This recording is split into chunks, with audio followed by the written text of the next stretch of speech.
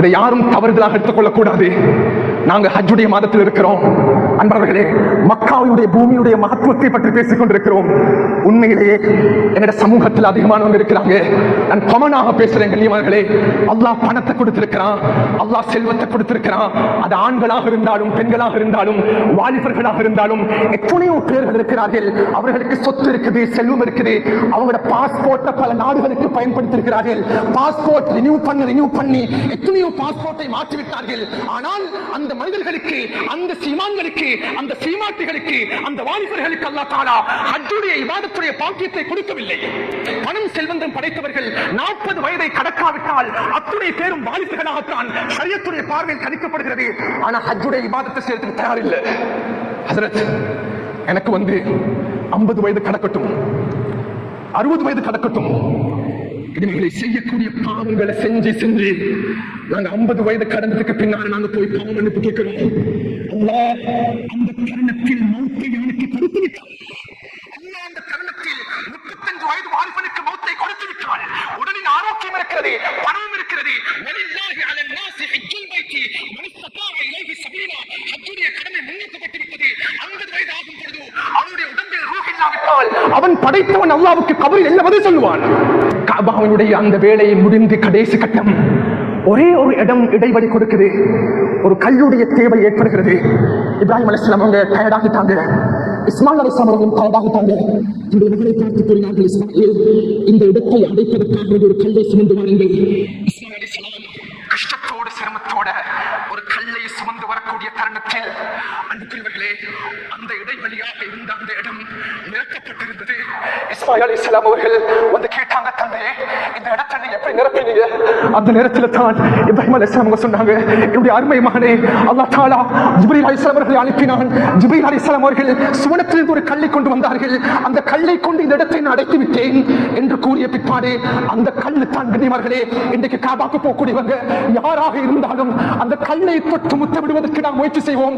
அதுதான் அந்த ஹஜருல் அஸ்வத் என்ற கல். ரசூலுல்லாஹ் சொன்னாங்க, சஹாபாக்களை புரிந்து கொள்ளுங்கள், இந்த கல்லை ஜிப்ரீல் அலைஹிஸ்ஸலாம் அவர்கள் வானலோகத்திலிருந்து கொண்டு வரும் பொழுது இந்த கல்லுடைய தோற்றம் எவ்வாறு இருந்தது தெரியுமா? அஷத்து பயானம் மினல் லபனி, வெள்ளை நிறமான பாலை விட அது வெள்ளையாக இருந்தது. மனிதர்களுடைய சௌவதத்து ஹதாயா இப்னு ஆதம், மனிதர்களுடைய பாவக்கரைகள் அந்த கல்லை கருப்பாக்கிவிட்டது. பாவக்கரைகள் கருப்பாக்கிவிட்டது.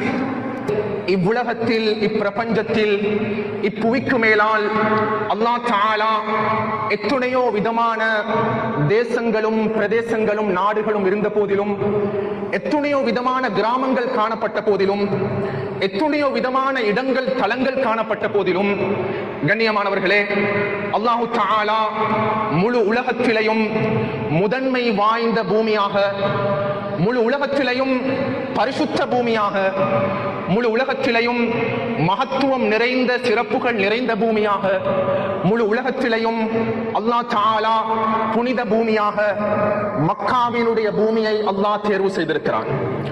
இன்ன அவ்வல பைத்தின் வுதிஅ லின்னாஸி லல்லதி பிபக்கத முபாரகா.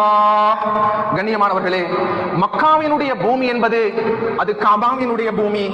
மக்காவினுடைய பூமி என்பது அன்பு நபி ஸல்லல்லாஹு அலைஹி வஸல்லம் அவர்கள் வாழ்ந்து பிறந்து வளர்ந்த பூமி. மக்காவினுடைய பூமி என்பது அல்லாஹ் தஆலா அன்பு நபி அவர்களுக்கு நுபுவத் கொடுத்த பூமி. எனவே முழு உலகத்திலேயும் அல்லாஹ் சிறப்புமிக்க புனித பூமியாக மக்காவினுடைய பூமியை அல்லாஹ் தேர்வு செய்திருக்கிறான். கண்ணியமானவர்களே, அன்பு நபி ஸல்லல்லாஹு அலைஹி வஸல்லம் அவர்களுடைய அழகிய ஒரு ஹதீஸ் இருக்கிறது. அன்பு நபி அவர்கள் மக்காவினுடைய பூமியின் புனித தன்மையை தெளிவுபடுத்தும் முகமாக இந்த ஹதீஸை ஸல்லல்லாஹு அலைஹி வஸல்லம் முன்வைத்தார்கள். அதுதான் இன்னல்லாஹ தஆலா ஹர்ரம மக்கா. சஹாபாக்களே, அல்லாஹ் தஆலா மக்காவினுடைய பூமியை ஹராமாக்கி இருக்கிறான். சஹாபாக்களே, அல்லாஹ் தஆலா மக்கத்து மண்ணை ஹராமாக்கி இருக்கிறான். கண்ணியமானவர்களே, இந்த ஹதீஸினுடைய கருத்து என்ன? இந்த ஹதீஸினுடைய தெளிவு என்ன? அன்பு நபி அவர்கள் ஸல்லல்லாஹு அலைஹி வஸல்லம் அவர்களை தெளிவுபடுத்தினார்கள், லா யுஅபது ஷௌகுஹா வலா யுனஃபரு ஸைதுஹா. ஒரு மனிதனுடைய வீட்டு முற்றத்தில் ஒரு முள்ளு மரம் செடி வளர்ந்து விட்டால் அந்த முள்ளு செடி ஒரு மனிதனுடைய உடம்புக்கு ஆபத்தை விளைவிக்கும் என்பதாக உடனடியாக நாம் அதனை அகற்றிடுவோம். ஸல்லல்லாஹு அலைஹி வஸல்லம் கூறினார்கள், மக்காவினுடைய எல்லைக்குள்ளால், ஹரத்தினுடைய எல்லைக்குள்ளால், அல்லாஹ் அக்பர், இன்னல்லாஹ ஹர்ரம மக்கா, ஒரு முள்ளு செடி வளர்ந்தாலும் கூட அந்த முள்ளு செடியை அகற்றுவதை இஸ்லாம் ஹராமாக்கி இருக்கிறது. கனிமாவர்களே, ரசூலுல்லாஹ் தெளிவுபடுத்தினாங்க, வலா யுனஃபரு ஸைதுஹா. ஒரு மனிதன் காட்டுக்குள்ளால் நுழைந்த பொழுது அவனுக்கு தகுதியான, அவன் வேட்டையாடுவதற்கு பொருத்தமான ஒரு மிருகத்தை சந்திக்கிறான். இஸ்லாம் அந்த மிருகத்தை வேட்டையாடி சாப்பிடுவதை ஹலாலாக்கி இருக்கிறது.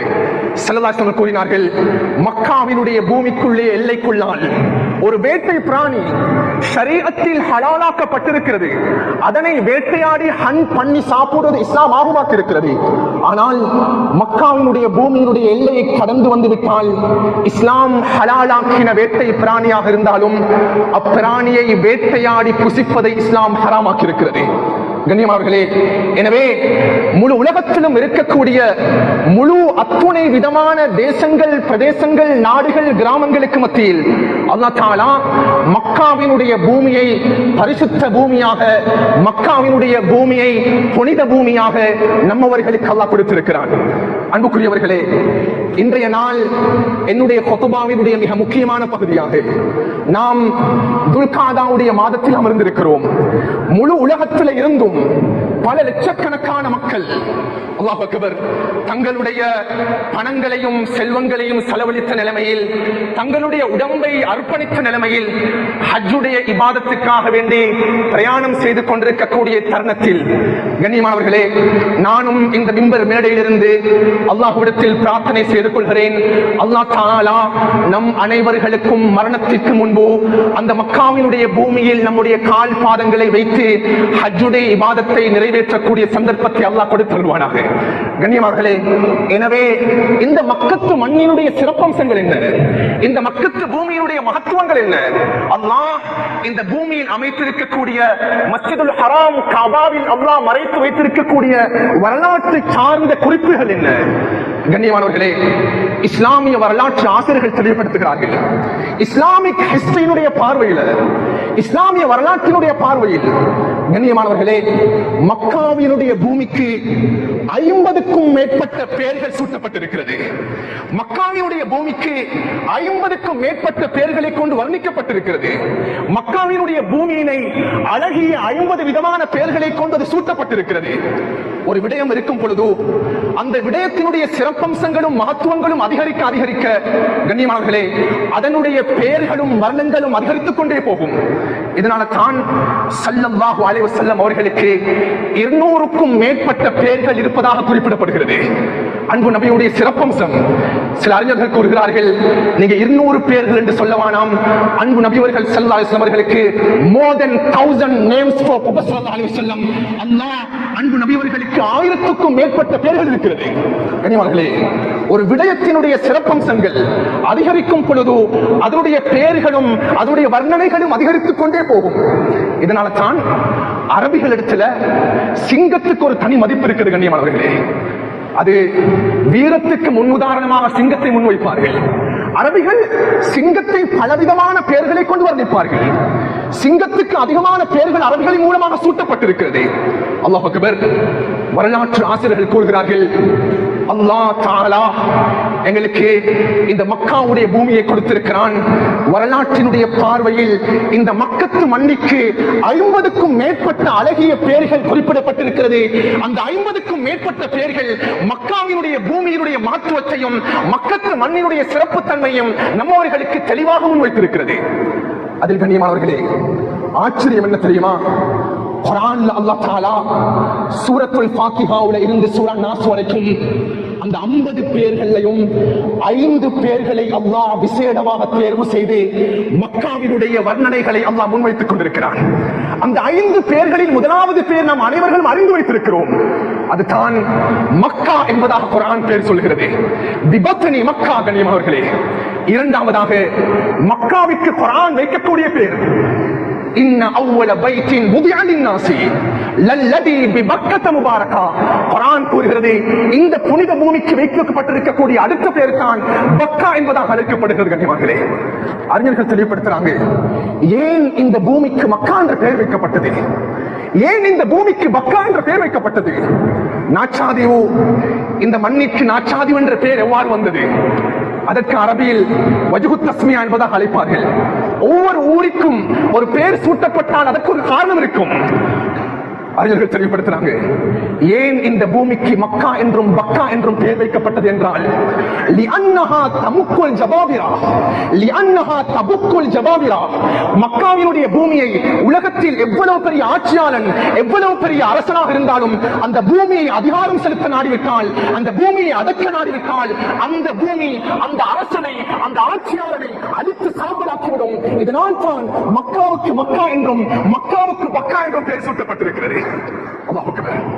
எனக்கு வரலாறு பார்க்கலாம். அபூலஹபுடைய வரலாறு மிகப்பெரிய உதாரணம்.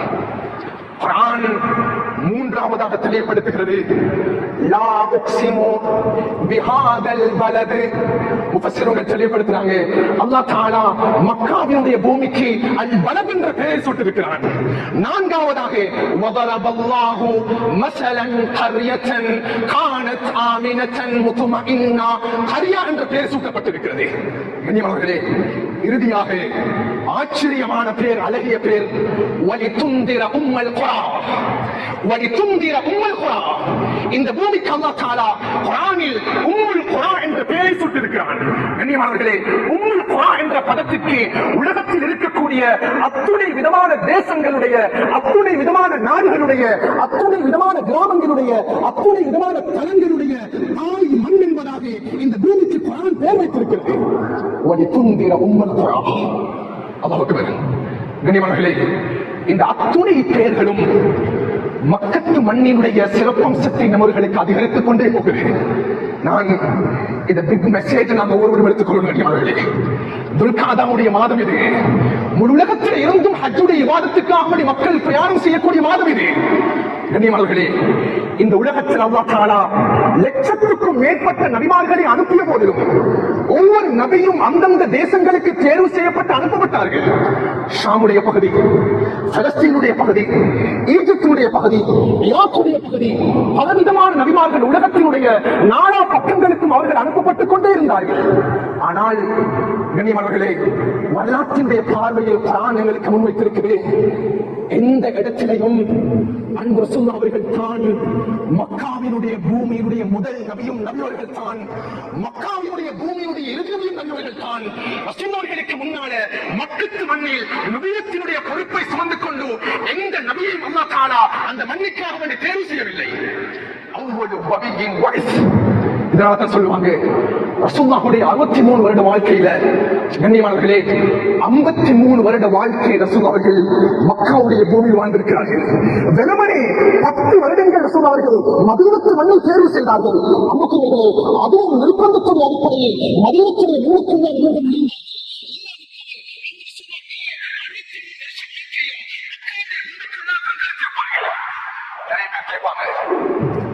ஏன் இஸ்லாம் இந்த உலகத்தில் எத்தனையோ செழிப்பான நாடுகள் இருக்கும் பொழுது, எத்தனையோ அழகான தேசங்கள் இருக்கும் பொழுது அல்லாஹ் புனித பூமியாக இந்த பூமியை ஏன் தேர்வு செய்தான்?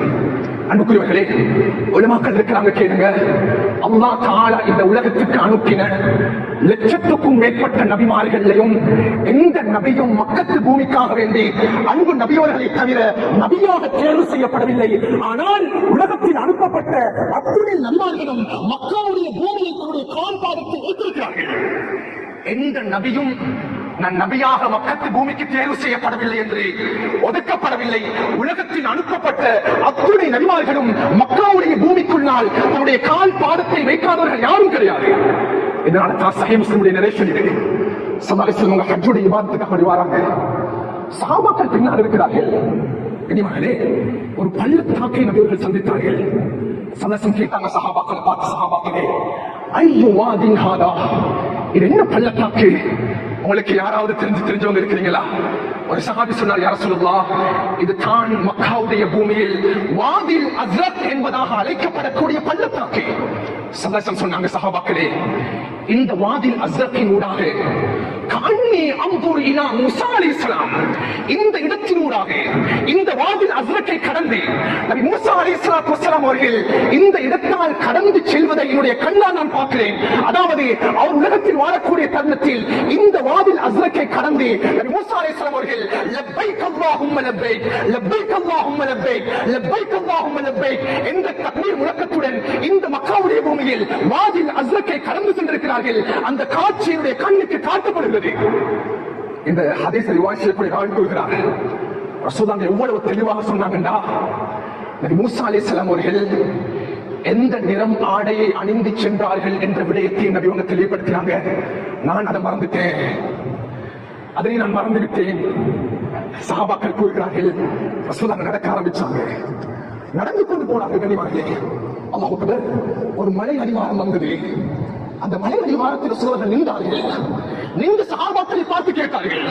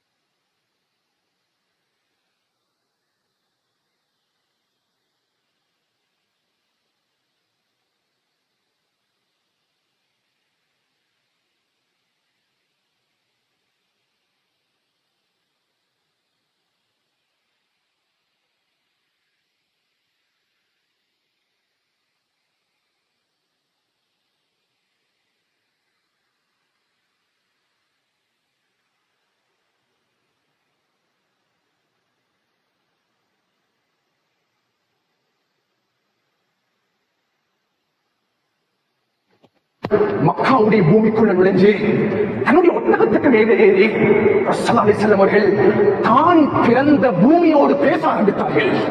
தான் பிறந்த மண்ணோடு அவர்கள் பேச ஆரம்பித்தார்கள். யாரும் பூமியோடு பேசுவது கிடையாது, யாரும் ஊரோடு பேசுவது கிடையாது, யாரும் பிறந்த மண்ணோடு சம்சாரிப்பது கிடையாது, உரையாடுவது கிடையாது. ஸல்லல்லாஹு அலைஹி வஸல்லம் அவர்கள் பிறந்த பூமியோடு அவர்கள் பேச ஆரம்பித்தார்கள். ஏ மக்கத்து மண்ணே, வல்லாஹி அல்லாஹ்வை சத்தியமாக கூறுகிறேன், இன்னக்கி லகைரு அர்தில்லாஹ், இந்த உலகத்தில் இருக்கக்கூடிய அத்துணை பூமியையும் தேசங்களுக்கு மத்தியிலையும் நீ தான் சிறந்த பூமியாக இருக்கிறாய். இன்னக்கி லகைரு அர்தில்லாஹ், உன்னை விட சிறந்த பூமி உலகத்தில் கிடையாது. மக்காவுடைய பூமியில் இருக்கக்கூடிய அரபிகளையோ ஆட்சியை வைத்தோ அந்த மக்களை வைத்து நான் பேசவில்லை, அந்த பூமியை பேசுகிறேன். ரசூலுல்லாஹ் கூறினார்கள், இன்னக்கி லகைரு அர்தில்லாஹ், இந்த உலகத்தில் இருக்கக்கூடிய பூமியில் ஆக சிறந்த பூமியாக இருக்கிறாய். அண்மையில ஒரு ஸ்டாட்டிஸ்டிக்ஸ் வெளியிடப்பட்டது, வேர்ல்ட் வைட் நினைக்கிறேன், நான் கடந்த வருடம் இதை நான் பேசியிருக்கிறேன். உலகத்தில் வந்து அதிகமாக மக்களால் விரும்பப்படக்கூடிய பூமியாக அதில் 2வது இடத்தில் சவுதி அரேபியா இருக்கிறதா. சல்லல்லாஹு சொன்னாங்க, இன்னக்கி லகைரு அர்தில்லாஹ் வ அஹப்பு அர்தில்லாஹி இலல்லாஹ், இந்த உலகத்தில் இருக்கக்கூடிய பூமிகளில் அல்லாஹ்வுக்கு முஹப்பத்துக்குரிய பூமியாக நீ இருக்கிறாய். அன்புக்குரியவர்களே, ரசூலுல்லாஹ் இதை எப்படி முடிச்சாங்கடா, ஏ மக்காவுடைய பூமியே, லவ்லா உக்ரிஜ்து மின்கி, இந்த பூமியிலிருந்து நான் வெளியேற்றப்பட்டு விட்டேன், இந்த பூமியிலிருந்து நான் துரத்தப்பட்டு விட்டேன், இந்த பூமியிலிருந்து நான் வெளியேற்றப்படாவிட்டால் மா ஹரஜ்து, என்னுடைய வாழ்க்கையினுடைய கடைசி கட்டம் வரைக்கும் இந்த மக்காவுடைய பூமியில் தன்னுடைய வாழ்க்கையை கழித்திருப்பேன். கனிமகளே, அவ்வளவு நபிவர்கள் மக்கத்து மண்ணை நேசித்தார்கள், மக்காவுடைய பூமியை நபிவர்கள் முஹப்பத்தாக இருந்தார்கள். கனிமகளே, ரசூலுல்லாஹ்வுடைய துஆவை அடைந்த பூமி மட்டுமல்ல, நபிமார்களில் ஆக சிறந்த நபியான நபி இப்ராஹிமுடைய துஆவை அடைந்த பூமி மக்காவுடைய பூமி. யாரும் நாங்கள் தவறுதலாக புரிஞ்சு கூடாது. உண்மையிலேயே கண்ணியமானவர்களே, பல இடங்கள்ல இருந்து ஊர்கள்ல இருந்து ஹஜ்ஜுடைய இபாதத்துக்காக மக்கள் தயார் செய்து கொண்டிருக்கிறாங்க. ஆனா இதை யாரும் தவறுதலாக எடுத்துக் கொள்ளக்கூடாது. நாங்கள் ஹஜ்ஜுடைய மாதத்தில் இருக்கிறோம். அன்பர்களே, மக்காவுடைய பூமியுடைய மகத்துவத்தை பற்றி பேசிக் கொண்டிருக்கிறோம். உண்மையிலேயே என்னோட சமூகத்தில் அதிகமானவர்கள் இருக்கிறாங்க. நான் கமனாக பேசுறேன். கனிவார்களே, அல்லாஹ் பணத்தை கொடுத்திருக்கிறான், அல்லாஹ் செல்வத்தை கொடுத்திருக்கிறான். அது ஆண்களாக இருந்தாலும் பெண்களாக இருந்தாலும் வாலிபர்களாக இருந்தாலும் எத்தனையோ பேர்கள் இருக்கிறார்கள். அவர்களுக்கு சொத்து இருக்குது, செல்வம் இருக்குது. அவங்களோட பாஸ்போர்ட்டை பல நாடுகளுக்கு பயன்படுத்திருக்கிறார்கள். பாஸ்போர்ட் ரினியூ பண்ணி எத்தனையோ பாஸ்போர்ட்டை மாற்றிவிட்டார்கள். ஆனால் அந்த மனிதர்களுக்கு, அந்த சீமான்களுக்கு, அந்த சீமாத்திகளுக்கு, அந்த வாலிபர்களுக்கு அல்லாஹ் தஆலா ஹஜ்ஜுடைய இபாதத்துடைய பாக்கியத்தை கொடுக்கவில்லை. ஹஜ்ரத், நாங்க அங்க போயிட்டு இருக்கிறோம். இந்த பூமிக்கு நான் போயிட்டு இருக்கிறேன், இந்த நாட்டுக்கு போயிட்டு இருக்கிறேன். அன்புக்குரியவர்களே, பெண்களாக இருந்தாலும் கூட அதிகமான பெண்கள் சமூகத்தில் இருக்கிறார்கள். சீமாட்டிகள். அல்லாஹ் செல்வத்தை கொடுத்திருக்கிறான், சொத்தை கொடுத்திருக்கிறான், மேலதிகமான நாய்களை கொடுத்திருக்கிறான். அந்த பெண்களுக்கும் இஸ்லாம் ஹஜ்ஜுடைய இபாதத்தை கடமையாக்கி இருக்கிறது. உங்களுக்கு தெரியுமா கண்ணியமானவர்களே, இஸ்லாம் ஹஜ்ஜுடைய பாடத்தில் மாத்திரம் ஒரு எக்ஸெப்ஷனான விதிவிலக்கான ஒரு சட்டத்தை முன்வைத்திருக்கிறது. ஒரு பெண் தன்னுடைய வீட்டிலிருந்து வெளியே போகும் பொழுது அந்த பெண் தன்னுடைய மகரம் இல்லாமல், கணவன் இல்லாமல், சகோதரர்கள் இல்லாமல், தந்தை இல்லாமல் வீட்டை விட்டு செல்வதை இஸ்லாம் ஹராமாக்கி இருக்கிறது. ஆனா ஒரு பெண் இருக்கிறார், அந்த பெண்ணுக்கு அல்லாஹ் செல்வத்தை கொடுத்திருக்கிறார், அல்லாஹ் அந்த பெண்ணுக்கு சீமாந்தனத்தை கொடுத்திருக்கிறான். ஹஜ் கடமையாகிட்டு மஹரம் யாருமே இல்லைன்றாலும் எங்களுக்கு ஃபிக்ஹ் சொல்லதோ, அந்த பெண்ணுக்கு இன்னும் ஒரு பெண்கள் கூட்டம் ஹஜ்ஜுக்கு செல்லும் பொழுது அந்த பெண்களோடு சேர்ந்து எந்த மஹரத்துடைய துணையும் இல்லாமல் ஹஜ்ஜுடைய இபாதத்துக்காக வேண்டி அந்த பெண்ணுக்கு தன்னம் தனியாக போக முடியும். கனிமகளே, இந்த ஹஜ்ஜுக்காக வேண்டி மாத்திரம் இஸ்லாம் முன்வைத்திருக்கக்கூடிய தனித்துவமான மார்க்க சட்டமாக இருக்கிறது. உண்மையிலேயே கவலையான விடயம் இருக்கிறது. கனிமகளே, நான் இந்த ஊரை பற்றி கூறவில்லை, நாச்சாவது மண்ணை பற்றி கூறவில்லை. கவலான அதிகமான இடங்களில் எத்தனையோ வாலிபர்கள் இருக்கிறார்கள். பணம் செல்வந்தம் படைத்தவர்கள் 40 வயதை கடக்காவிட்டால் அத்துணை பேரும் வாலிபர்களாகத்தான் ஷரியத்துடைய பார்வையில் கணிக்கப்படுகிறது. ஆனா ஹஜ்ஜுடைய இபாதத்தை சேர்த்து தயாரில்லை. ஹஜ்ரத், எனக்கு 50 வயது கடக்கட்டும், 60 வயது கடக்கட்டும், கனிமர்களை செய்யக்கூடிய பாவங்களை செஞ்சு நாங்க 50 வயது கடந்ததுக்கு பின்னால் நாங்க போய் பாவம் அனுப்பி கேட்கிறோம். அல்லாஹ் அந்த தருணத்தில் மௌத்தை அவனுக்கு கொடுத்து விட்டால், அல்லாஹ் அந்த தருணத்தில் 35 வயது வாலிபனுக்கு மௌத்தை கொடுத்து விட்டால், உடலின் ஆரோக்கியம் இருக்கிறது, பணம் இருக்கிறது. வலில்லாஹி அலன் நாஸி ஹஜ்ஜுல் பைத்தி மன் இஸ்ததா இலைஹி சபீலா. ஹஜ்ஜுடைய கடமை முன்னோக்கப்பட்டு விட்டது. 50 வயது ஆகும் பொழுது அவனுடைய உடம்பில் ரூஹ் இல்லாவிட்டால் அவன் படைத்தவன் அல்லாஹ்வுக்கு கபரில் என்ன பதில் சொல்லுவான்? எத்தனை பேர் கடமையானவங்க இருக்கிறாங்க. மகளே, கவலை என்ன தெரியுமா? நிறைய பேர் சொல்றாங்க, நாங்க உம்ராக்கு போயிட்டு வந்துட்டோம் இல்லையா? மகளே, ஹஜ்ஜு கடமையானவர்கள் உம்ராவுடைய இபாதத்தை கொண்டு போதுமாக்கிக் கொள்கிறார்கள். ஹஜ்ஜு கடமையானவர்கள் உம்ராவுடைய இபாதத்தை கொண்டு தன்னை போதுமாக்கிக் கொள்கிறார்கள். எத்தனை பேர் உம்ரா செய்தவர்கள் ஹஜ்ஜுடைய இபாதத்து வாஜிபானவர்கள் உம்ராவோடு தன்னை போதுமாக்கிக் கொண்டிருக்கிறார்கள். படைத்தவன் அல்லாஹ்வுக்கு தொழுகை ஒரு கடமை, நோன்பு ஒரு கடமை, ஸகாத் ஒரு கடமை, ஹஜ்ஜுடைய இபாதத் ஒரு கடமை என்ற விடயத்தை நம்மில் அதிகமானவர்கள், பணக்காரர்கள், செல்வந்தர்கள் மறந்து போயிருக்கிறார்கள். கண்ணியத்துக்குரியவர்களே, நபி இப்ராஹிம் அலைஹிஸ்ஸலாம் அவங்க 3 துஆக்களை செஞ்சாங்க.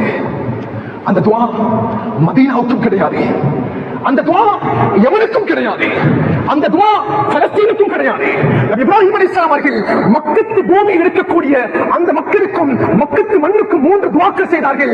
அந்த துஆவுடைய தாக்கத்தை, அந்த துஆவுடைய இன்பத்தை இன்று வரைக்கும் சமூகத்தில் பார்க்கலாம். இதனாவது பாகிஸ்தான் ரப்பி ஜஅல் ஹாதா பலதன் ஆமீனா. யா அல்லாஹ், இந்த மக்காவுடைய பூமியை உலகத்தில் இருக்கக்கூடிய அத்துணை பூமிக்கு மத்தியிலும் பாதுகாப்பு பூமியாக நீ மாற்றி தந்தது. இன்னைக்கு உலகத்திலேயே ஹை செக்யூரிட்டி ஜோன் மக்காவுடைய பூமிக்கு இருக்கக்கூடிய பாதுகாப்பு எந்த பூமிக்கும் கிடையாது. மகளே, அது எவ்வளவு வல்லரசு நாடுகளாக இருந்தாலும் யுத்தத்தினுடைய தாக்கத்தில் இருக்குது. பலஸ்தீனுடைய பூமி யுத்தத்துடைய தாக்கத்தில் இருக்குது. இப்ராஹிமுடைய துஆ, யா அல்லாஹ், இந்த பூமிக்கு கியாமத்துடைய நாள் வரைக்கும் நீ பாதுகாப்பை கொடுத்து விடு. இரண்டாவது துஆ செஞ்சாங்க, வர்ஸுக் அஹ்லஹு மினஸ் ஸமராத். யா அல்லாஹ், எண்ணற்ற கனிவர்க்கங்களை இந்த மக்களுக்கு நீ கொடுத்துடு. ஹஜ் உம்ராக்கு போறவங்களுக்கு இந்த மக்கா பூமியில் இல்லாத கனிவர்க்கங்கள் இல்லை என்ற விடயத்தை நாம் புரிந்து கொள்ளலாம். மூன்றாவது துஆ செஞ்சாங்க, ஃபஜ்அல் அஃபிதத்தம் மினன் நாஸ். இறைவா, முழு உலகத்திலும் இருக்கக்கூடிய மக்கள் இந்த பூமியை நோக்கி ஆசையுடன், ஆர்வத்துடன் ஹஜ்ஜுடைய இபாதத்துக்காக வேண்டி வர வேண்டும் என்ற 3 துஆக்களை செய்தார்கள். அன்புக்குரிய அன்புக்குரியவர்களே, இந்த துஆ என்னுடைய உங்களுடைய துஆ கிடையாது. அல்லாஹ் அக்பர். அல்லாஹ் எந்த பரம்பரையில் இருந்து அந்த ரசூலுல்லாஹி வரவைத்தானோ அந்த பரம்பரையினுடைய நபி இப்ராஹிமுடைய துஆவை இன்று வரைக்கும் உலகத்தில் தாக்கத்தை பார்க்கலாம். சுருக்கமாக மக்கள் சொல்லுவாங்க, பூக்கள் இருக்குது, அழகான பூக்கள், அது மல்லிகை பூவாக இருக்கலாம், ரோஜா பூவாக இருக்கலாம், குங்கும பூவாக இருக்கலாம். பூக்களுக்கு ஒரு அழகு இருக்குது, பூக்களுக்கு ஒரு வாசம் இருக்குது, பூக்களுக்கு ஒரு அலங்காரம் இருக்குது. It has a beauty and fragrance. அன்புக்குரியவர்களே, அறிஞர்கள் செயல்படுத்துகிறார்கள். அதே போல் இந்த மக்காவுடைய பூமிக்கென்று தனித்துவமான ஒரு அழகை அல்லாஹ் வைத்திருக்கிறார்கள். எந்த பூமிக்கும் இதனுடைய அழகு கொடுக்கப்படவில்லை.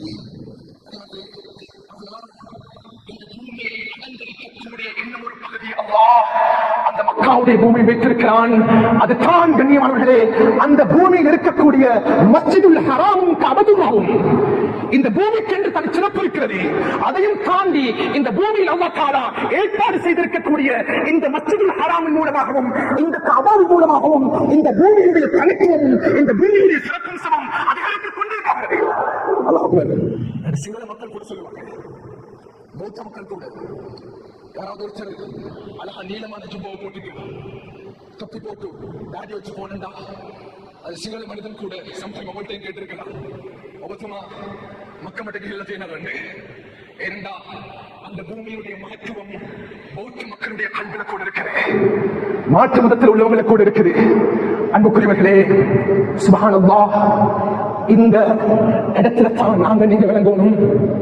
அல்லாஹ் தஆலா குர்ஆன்ல தெளிவுபடுத்துறான், ஃபீ புயூத்தின் அபினல்லாஹ் அன் துர்ஃபஅ வ யுذكر ஃபீஹா இஸ்முஹா. இந்த குர்ஆன் வசனத்துக்கு கீழால இந்த உலகத்துல 4 விதமான மஸ்ஜிதுகள் இருக்குது, 4 விதமான பள்ளிவாயல்கள் இருக்குது.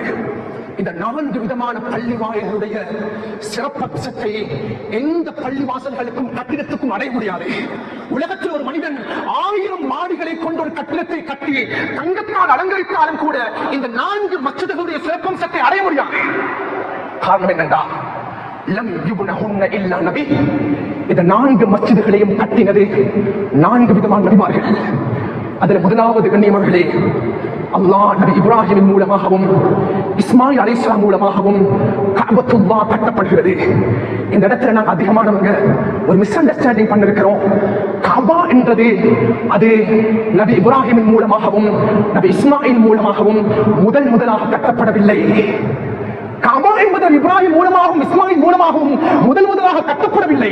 இஸ்லாமிக் ஹிஸ்டரி பேசுகிறது 12 விடுத்தங்கள் கஅபா உடைந்து கட்டப்பட்டிருக்கிறது. முதலாவதாக மலக்குமார்கள், இரண்டாவதாக ஆதம் அலைஹிஸ்ஸலாம், மூன்றாவதாக ஷீஸ் அலைஹிஸ்ஸலாம், தொடர்ச்சியாக குறைஷிகள், அப்துல்லாஹ் இப்னு ஜுபைர், ஹஜ்ஜாஜ் இப்னு யூசுப், இறுதியாக உஸ்மானிய ஆட்சி காலம் ஹிஜ்ரி 1040வது வருஷம் முராதுர் ராபிஐ வரைக்கும் கஅபத்துல்லாஹுடைய அந்த கட்டுமான பணி திருத்தப்பட்டிருக்கிறது, அமைக்கப்பட்டிருக்கிறது. 12 விடுத்தங்கள் வரலாற்றுடைய பார்வையில். ஆனா முதலாக உத்தியோகபூர்வமாக கஅபாவை கட்டினது மனிதன் அல்ல, மனிதன் அல்ல. உலகத்தில் முதலாக கஅபாவை கட்டினது மலக்குமார்கள் கட்டினார்கள். கட்டின மலக்குமார்கள் அவர்களாகவே தவாப் செய்ய ஆரம்பித்தார்கள். காலங்கள் கடந்த பொழுது உலகத்தினுடைய அனர்த்தங்களின் மூலமாக அந்த கஅபா கீழே சென்றது. அன்பார்களே, அல்லாஹ் நபி ஆதமை படைத்தான்.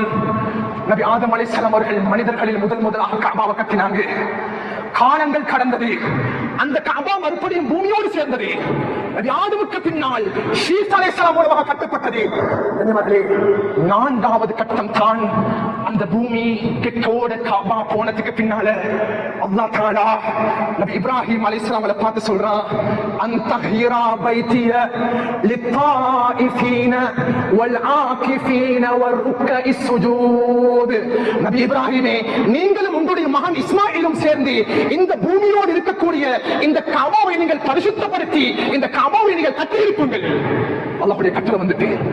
அன்புக்குரியவர்களே, அந்த ஓடர் வரும் பொழுது நபி இப்ராஹிம் அலைஹிஸ்ஸலாம் மக்கால் இருக்கல்ல, மக்காவுடைய பூமிக்குள்ள இருக்கவில்லை. இப்ராஹிம் அலைஹிஸ்ஸலாம் அந்த தருணத்தில் மக்காவுக்குள்ள போறாங்க. மக்காவுடைய பூமிக்குள்ளால் இஸ்மாயில் அலைஹிஸ்ஸலாம் வாழ்ந்து கொண்டிருக்கிறார்கள். முதல் திருமணம் முடித்து 2வது திருமணத்தை ஆரம்பித்தார்கள். அன்பார்களே, மக்காவுடைய பூமிக்குள்ள போன இப்ராஹிம் அலைஹிஸ்ஸலாம் முதல் விடுத்தம் நீண்ட காலத்துக்கு பின்னால் தன்னுடைய மகனை சந்திக்கிறாங்க. தன்னுடைய தந்தையை கண்ட இஸ்மாயில் அலைஹிஸ்ஸலாம் அவர்கள் விரைந்து வந்து முசாஃபஹா செய்து முஆனகா செய்து கட்டி அணைத்தார்கள். தந்தையே, நீண்ட காலத்துக்கு பின்னால் வந்திருக்கிறீர்கள், ஏதோ ஒரு காரணத்தோடு வந்திருக்கிறீர்கள், என்ன காரணம் என்று கேட்டவுடனே சொன்னாங்க இப்ராஹிம் அலைஹிஸ்ஸலாம், அன்தஹிரா பைத்திய லித்தாயிஃபின், அல்லாஹ்வுடைய கட்டளை வந்திருக்கிறது, இந்த இடத்தில் பூமிக்குள்ளால் இருக்கக்கூடிய கஅபாவுடைய அஸ்திவாரத்திலிருந்து கஅபாவை கட்டி எழுப்ப வேண்டும் என்பதாக இஸ்மாயில் அலைஹிஸ்ஸலாம் அவர்களுக்கு கூறிய பிற்பாடு அன்பு தந்தையுடைய கட்டளைக்கு வழிபட்டார்கள். அன்புக்குரியவர்களே, பூமிக்கு அடியால் கஅபாவுடைய அஸ்திவாரம் இருந்தது. அல்லாஹ் தஆலா வேகமான ஒரு காற்றை அனுப்பினான். அந்த காற்றினுடைய தாக்கத்தின் மூலமாக அந்த காற்று அஸ்திவாரத்தை வெளிப்படுத்தியது. அல்லாஹ் அக்பர். ஃபவுண்டேஷனை கண்ணால பார்க்க ஆரம்பிச்சாங்க. இப்ராஹிம் அலைஹிஸ்ஸலாம் அவர்களும் இஸ்மாயில் அலைஹிஸ்ஸலாம் அவர்களும் கஅபாவுடைய ஃபவுண்டேஷனை தோண்டி வெளியெடுத்தாங்க. அல்லாஹ் அக்பர். இப்பொழுது தான் கஅபாவுடைய கட்டிடம் ஸ்டார்ட் ஆகுது. அந்த இடத்துல கொத்தனாக இருந்தார்கள் இப்ராஹிம் அலைஹிஸ்ஸலாம். அவர் தான் ஹப்பாஸ். இஸ்மாயில் அலைஹிஸ்ஸலாம் அவர்கள் துணை போனார்கள். கல் எடுத்துக்கொண்டு வாருங்கள். ஒவ்வொரு கல்லாக எழுப்பப்படுகிறது. கண்ணியமானவர்களே, நாங்க இன்றைக்கு காபாவுடைய வெளிரங்கமான பிக்சரை பார்க்கிறோம், வெளிரங்கமான இமேஜ் பார்க்கிறோம். இந்த காபாவை சுற்றி இருக்கக்கூடிய ஹஜருல் அஸ்வதாக இருக்கலாம், காபாவில் இருக்கக்கூடிய மகாம் இப்ராஹிமாக இருக்கலாம், ஹிஜ்ரி இஸ்மாயிலாக இருக்கலாம், ஜம்சம் கிணறாக இருக்கலாம், காபாவுடைய சஃபா மர்வாவாக இருக்கலாம், அனைத்துக்கும் பின்னாலும் வரலாற்று குறிப்புகளை இஸ்லாம் மறைத்து வைத்திருக்கிறது. காபா கட்டப்படுகிறது, உயர்த்தப்பட்டு போகக்கூடிய தருணத்தில் இப்ராஹிம் அலைஹிஸ்ஸலாம் அவர்களுக்கு அதற்கு மேல கல்ல வைக்கக்கூடிய அளவுக்கு உயரம் பத்தாது. சொன்னாங்க இஸ்மாயில் அலைஹிஸ்ஸலாம் பார்த்து, ஒரு கல்லை கொண்டு வந்து இங்க வைங்க. மகன் ஒரு கல்லை கொண்டு வந்து வைத்தார்கள். அன்புக்குரியவர்களே, அந்த கல்லுக்கு மேலே இருந்து இப்ராஹிம் அலைஹிஸ்ஸலாம் அவர்கள் கட்ட ஆரம்பித்தார்கள். ஹஜ் உம்ராக்கு போறவங்களுக்கு தெரியும், காபாவுக்கு பக்கத்தில் ஒரு இடம் இருக்குது, மகாமு இப்ராஹிம் நாங்க சொல்லுவோம். அந்த இடத்துல 2 ரக்காத் தொழுவது மிச்சம் கஷ்டம். அந்த இடம் வந்து இப்ராஹிம் அலைஹிஸ்ஸலாம் அவர்கள் தன்னுடைய கால் பாதத்தை வைத்து கட்டிய அந்த இடம் தானது. அல்லாஹ் அக்பர். கனிமகளே, காபாவுடைய அந்த வேலை முடிந்து கடைசி கட்டம், ஒரே ஒரு இடம் இடைவெளி கொடுக்குது, ஒரு கல்லுடைய தேவை ஏற்படுகிறது. இப்ராஹிம் அலைஹிஸ்ஸலாம் அவங்க டயர்டாகிட்டாங்க, இஸ்மாயில் அலைஹிஸ்ஸலாம் அவர்களும் டயர்டாகிட்டாங்க. தன்னுடைய மகனை பார்த்து கூறினார்கள், இஸ்மாயில், இந்த இடத்தை அடைப்பதற்காக வேண்டிய ஒரு கல்லை சுமந்து வாருங்கள். இஸ்மாயில் அலைஹிஸ்ஸலாம் கஷ்டத்தோடு சிரமத்தோட ஒரு கல்லை சுமந்து வரக்கூடிய தருணத்தில், அன்புக்குரியவர்களே, அந்த இடைவெளியாக இருந்த அந்த இடம் நிரப்பப்பட்டிருந்தது. இஸ்மாயில் அலைஹிஸ்ஸலாம் அவர்கள் வந்து கேட்டாங்க, தந்தையே, இந்த இடத்தை எப்படி நிரப்பினீங்க? அந்த நேரத்தில் தான் இப்ராஹிம் அலைஹிஸ்ஸலாம் சொன்னாங்க, என்னுடைய அருமை மகனே, அல்லாஹ் தஆலா ஜிப்ரீல் அலைஹிஸ்ஸலாம் அவர்களை அனுப்பினான். ஜிப்ரீல் அலைஹிஸ்ஸலாம் அவர்கள் சுவனத்திலிருந்து ஒரு கல்லை கொண்டு வந்தார்கள். அந்த கல்லை கொண்டு இந்த இடத்தை நான் அடைத்து விட்டேன் என்று கூறிய பிற்பாடு, அந்த கல்லை தான் கண்ணியமார்களே, இன்றைக்கு காபாக்கு போகக்கூடியவங்க யாராக இருந்தாலும் அந்த கல்லை தொட்டு முத்தமிடுவதற்கு நாம் முயற்சி செய்வோம். அதுதான் அந்த ஹஜருல் அஸ்வத் என்ற கல். ரசூலுல்லாஹ் சொன்னாங்க, சஹாபாக்களை புரிந்து கொள்ளுங்கள், இந்த கல்லை ஜிப்ரீல் அலைஹிஸ்ஸலாம் அவர்கள் வானலோகத்திலிருந்து கொண்டு வரும் பொழுது இந்த கல்லுடைய தோற்றம் எவ்வாறு இருந்தது தெரியுமா? அஷத்து பயானம் மினல் லபனி, வெள்ளை நிறமான பாலை விட அது வெள்ளையாக இருந்தது. மனிதர்களுடைய சௌவதத்து ஹதாயா இப்னு ஆதம், மனிதர்களுடைய பாவக்கரைகள் அந்த கல்லை கருப்பாக்கிவிட்டது. பாவக்கரைகள் கருப்பாக்கிவிட்டது. அன்புக்குரியவர்களே, கஅபாவுடைய வேலை முழுமையாக முடிந்த பிற்பாடு தான் அல்லாஹ் சொன்னார்,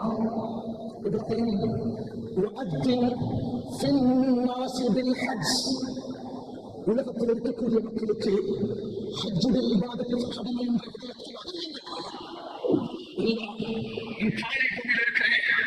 மக்கள் நிறைவேற்றவில்லை பூமியில் இருக்கிறேன், என்னுடைய சத்தமும் குறைவாக இருக்கிறது. என்னுடைய இந்த சிறிய சத்தத்தின் மூலமாக ஒரு உலகத்தில் இருக்கக்கூடிய மக்களுக்கு நான் எவ்வாறு அதானின் மூலமாக சத்தத்தின் மூலமாக ஹஜ்ஜுடைய இபாதத்துடைய கடமையை முன்வைப்பது? அல்லாஹ் சொன்னா, இப்ராஹிம், நீங்க சத்தம் போடுங்க, உங்களுடைய அனௌன்ஸ்மெண்ட், உங்களுடைய அறிவிப்பை உலகத்தில் இருக்கக்கூடிய ஒவ்வொரு மூலை முடுக்கிலும் காணப்படக்கூடிய மனிதனுக்கும் இந்த சத்தத்தை கொண்டு போய் சேர்ப்பேன். இப்ராஹிம் அலைஹிஸ்ஸலாம் அவங்க மலைக்கு மேல் ஏற முற்பட்டார்கள். அந்த மலையை பணிந்து கொடுத்தது வரலாறு பேசுது. இப்ராஹிம் அலைஹிஸ்ஸலாம் அவங்க ஹஜ்ஜுடைய இபாதத்துடைய தகவலை கொடுத்தாங்க. மக்காவுடைய பூமி கண்ணியமார்களே, சுப்ஹானல்லாஹ், அல்லாஹ் நபி இப்ராஹிமுடைய சத்தத்தை முழு உலகத்தில் இருக்கக்கூடிய வாழ்ந்த அத்துணை மனிதர்களுக்கும் கொண்டு போய் சேர்த்தான். அந்த சத்தத்தை கேட்டு அத்துணை மனிதர்களும் லப்பைக் அல்லாஹும்ம லப்பைக், லப்பைக் அல்லாஹும்ம லப்பைக், லப்பைக் அல்லாஹும்ம லப்பைக் இப்ராஹிமுடைய சத்தத்துக்கு அந்த இடத்தில் பதில் கூறினார்கள். ஹஜ்ஜுடைய இபாதத் நாங்க இன்னைக்கு பிராக்டிகலாக பார்க்கலாம் என்பவர்களே. இன்றைக்கு உலகத்துல அது ஆய்வின் முடிவும் அதுதான். ஸ்டாட்டிக்ஸ் என்னண்டா, இன்றைக்கு உலகத்துல ஒரு இபாதத்துக்காக வேண்டி ஒரே இடத்தில் கூடுதலான மக்கள் சேரக்கூடிய இடம் எடுக்கும் என்ற இந்த பூமியில அது ஹஜ்ஜுடைய பூமி தான். எந்த இடமும் கிடையாது. ஹரத்துக்குள்ளால இப்னு சீரின் ரஹ்மத்துல்லாஹி அமர்ந்திருக்கிறார்கள். ஒரு மனிதன் தயவோடு வாழான் ஹரத்துக்குள்ள.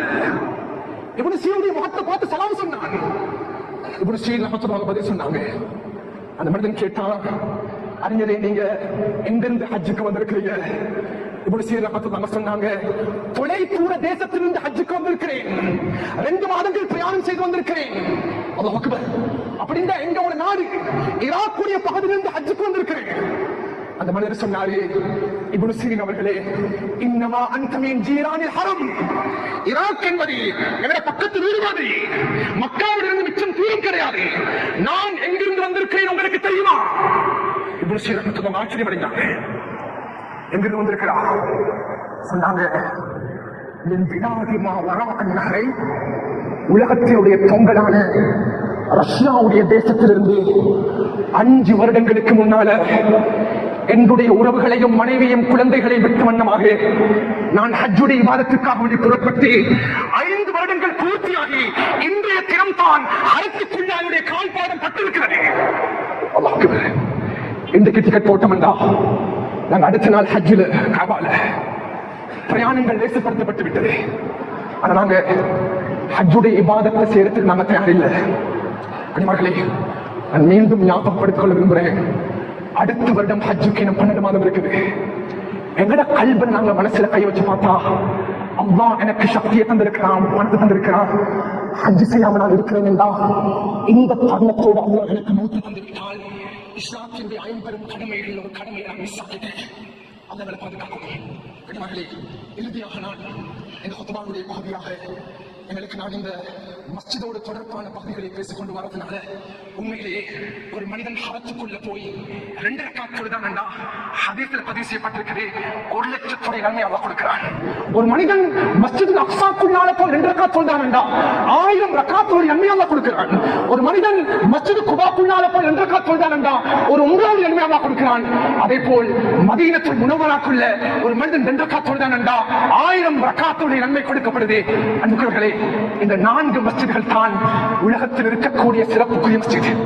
இந்த 4 மஸ்ஜிதுகளையும் நபிமார்களின் மூலமாக கட்டப்பட்டது. எங்களோட பாவங்களை மன்னித்து விடு யா அல்லாஹ். எல்லா பாவம் செய்த கரங்களை எந்திருக்கும் நாயனே. எல்லா மோசமானவர்கள் யா அல்லாஹ். எல்லா அநியாயக்காரர்கள் யா அல்லாஹ்.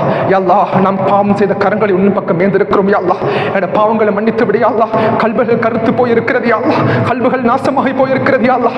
மோசமான பழக்கங்களுக்கு அடிமையாக இருக்கிறோம் யா அல்லாஹ். முஸ்லிம் சமுதாயத்தை பாதுகாத்து யா அல்லாஹ்.